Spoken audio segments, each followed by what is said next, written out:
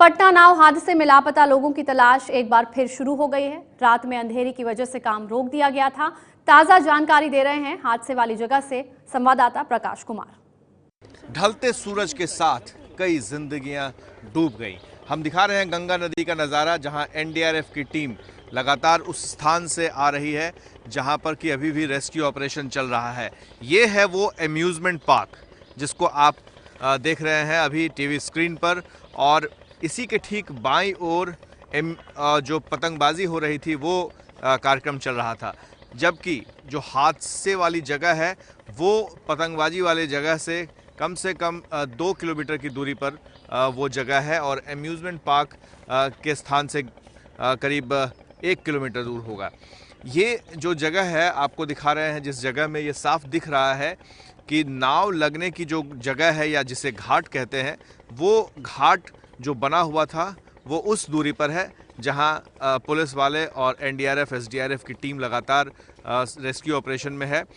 जो लापता हैं उनकी तलाश जारी है, और जो खो गए वो फिर जब लौट के नहीं आएंगे उनके लिए सिर्फ दुआ ही की जा सकती है, उनकी आत्मा की शांति के लिए। लेकिन सबसे बड़ा सवाल ये खड़ा हो रहा है कि आखिर इस मौत का, इतनी सारे मौतें का जिम्मेदार कौन है? कौन है जिसने इतनी बड़ी लापरवाही की और इतने लोगों की जान चली गई? हमारे सहयोगी शैलेश के साथ प्रकाश कुमार, एबीपी न्यूज़, पटना।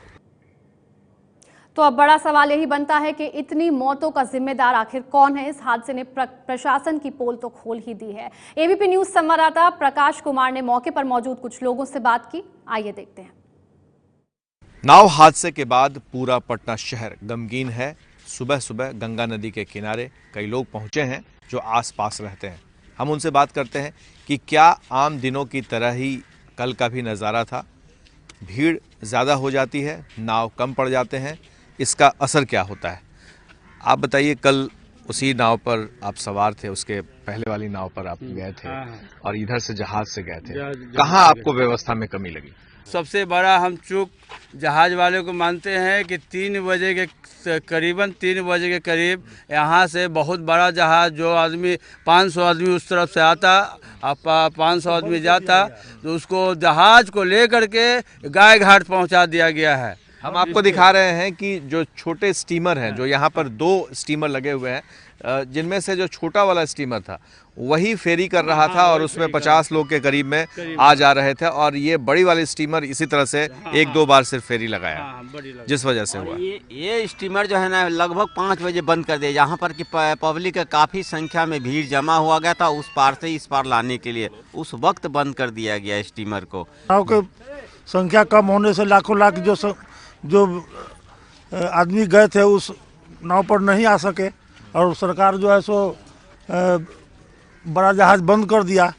यहाँ का तो लोकल हम रहने वाले हैं, लेकिन यहाँ पर जो किसी प्रकार की त्यौहार होता है तो लोगों को शौक़ है कि गंगा उस पार जाके हम लोग कि उस त्यौहार को पूरा करें।